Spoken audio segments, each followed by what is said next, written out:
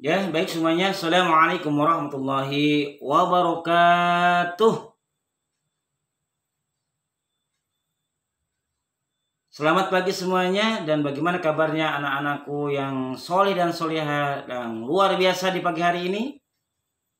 Alhamdulillah, harapannya kita semua dalam keadaan sehat walafiat, tidak kurang satu apapun. Baik anak-anak, selamat jumpa kembali dengan pembelajaran PAI bersama Pak Oman di semester 2 ya. Pada kesempatan yang berbahagia ini di semester 2 Pak Oman akan membahas tentang tema hati tentram dengan perilaku baik. Ya, hati tentram dengan perilaku baik. Nah, di tema ini kita akan bahas 2 subtema, yaitu yang pertama adalah tema tentang ikhlas, yang kedua adalah mohon pertolongan. Baik anak-anak semuanya, kita bahas tentang subtema pertama, yaitu tentang ikhlas. Baik di antara kalian, siapa yang tahu artinya ikhlas? Ya, silakan. Masukkan jari. Oke. Baik, kita bahas bersama-sama saja. Ikhlas menurut bahasa artinya bersih atau tulus. Apanya yang tulus? Sudah barang tentu yang tulus adalah hatinya. Yang bersih itu adalah hatinya. Jadi ikhlas menurut bahasa adalah tulus hati atau bersih hati. Nah, arti menurut istilah adalah semua perbuatan yang kita lakukan ya, hanya mengharap keridhaan Allah Subhanahu wa ta'ala tanpa ada imbalan apapun. Itu namanya ikhlas ya. Nah, perbuatan baik itu akan merasa menyenangkan jika dilakukan dengan ikhlas. Nah, sikap ikhlas ini timbul karena adanya keinginan sendiri, tidak dipaksa. Ya. Tidak ada unsur paksaan. Jadi timbul karena hatinya sendiri, tergerak. Ya.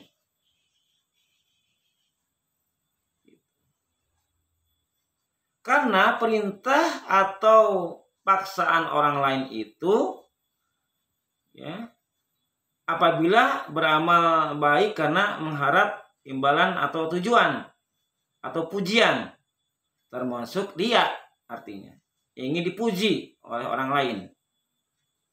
Nah, itu ya anak-anakku ya. Nah, ikhlas itu merupakan suatu perbuatan yang sangat terpuji sekali. Oleh sebab itu, hendaknya kita mulai membiasakan diri bersikap ikhlas. Harus kita membiasakan diri berperilaku ikhlas. Karena perbuatan ikhlas itu berat sekali.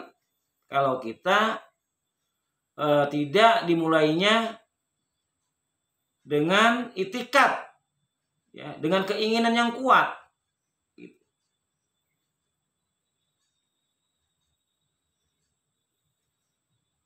Nah, apa yang kita harus biasakan diri kita untuk bersikap ikhlas dalam apa saja? Nah, dalam setiap ucapan dan perbuatan kita, gitu ya. Orang yang beramal secara ikhlas itu disebut apa? Orang yang beramal dengan ikhlas, secara ikhlas disebut apa? Orang itu disebut mukhlis. Jadi hanya dengan niat yang ikhlas, amal perbuatan manusia akan diterima Allah Subhanahu wa ta'ala. Nah, bagaimana dengan tidak ikhlas? Ya otomatis tidak diterima amal itu. Ya, karena itu merupakan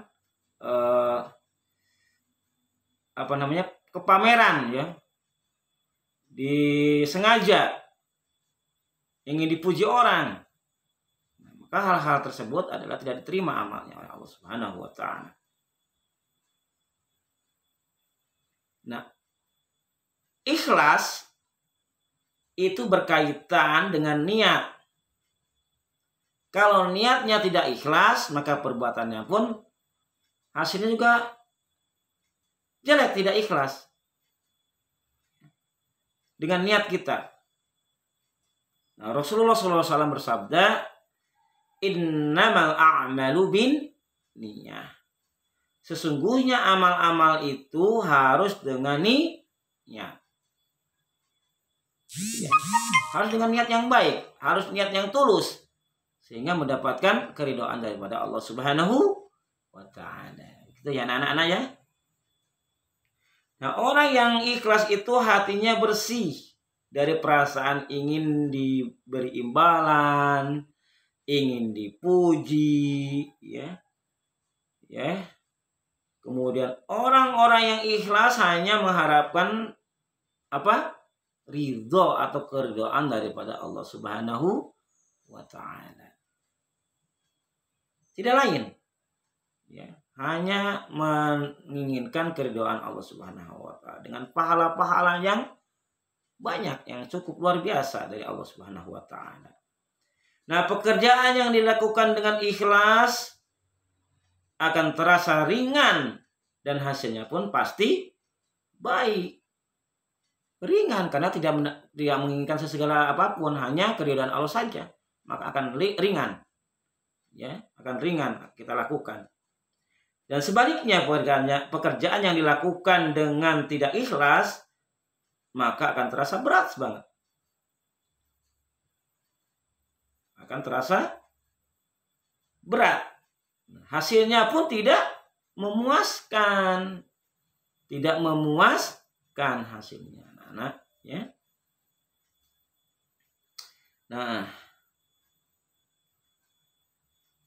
begitu pula dalam ibadah misalnya, ya. Dalam ibadah misalnya, sholat, puasa, sedekah, membaca Al-Quran. Nah, jika dilaksanakan dengan ikhlas, maka semua itu akan terasa ringan. Ringan dilaksanakannya. Tapi sebaliknya, kalau itu karena paksaan, karena disuruh orang tua, ya, maka kita akan merasa berat. Merasa berat sekali untuk melakukan ibadah-ibadah tersebut.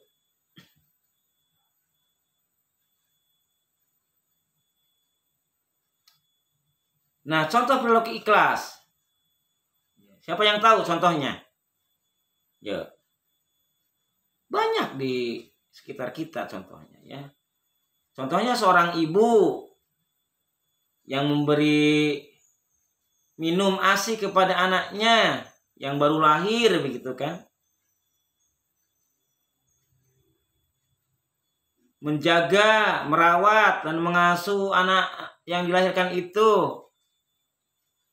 Nah, dia tidak mengharapkan imbalan apapun, melainkan hanya ingin anak bayinya sehat. Tidak ada yang lain. Ya. Cerdas dan tumbuh kembangnya menjadi manusia yang baik. Tujuannya begitu, ikhlas orang tua seperti itu. Yang kedua, contohnya setiap pagi, contohnya Naila, ya, membantu ibunya menyiapkan dengan dagangannya. Umpamanya Naila punya ibu seorang pedagang, kemudian Naila mempersiapkan segala keperluan ibunya untuk berdagang. Kadangkala ia membuat dengan ibunya itu, membawa dagangannya itu ke sekolah. Nah, Naila tersebut melakukan dengan ikhlas, tidak mengharapkan pujian dari kedua orang tuanya atau dari ibunya. Nah, itu perilaku ikhlas Naila itu. Ya. Nah, kemudian apa ciri-cirinya orang yang ikhlas dan manfaatnya seperti apa? Ya, ciri-cirinya apa? orang yang berbuat ikhlas. Kita ini yang berbuat ikhlas. Apa ciri-cirinya? Ya, yaitu jarang sekali merasa kecewa. Ya, sesuatu pekerjaan yang dilakukan kita kemudian tidak diapresiasi, tidak tidak diindahkan, bahkan dihina, kita tidak kecewa. Kita tidak kecewa sama sekali. Ya udah, aku ikhlas kok melaksanakannya. Nah, itu ikhlas. Yang kedua, tidak tergantung atau berharap pada sesama. Ya udah, hanya karena Allah, ya karena Allah. Kita tidak menginginkan imbalan dari siapapun.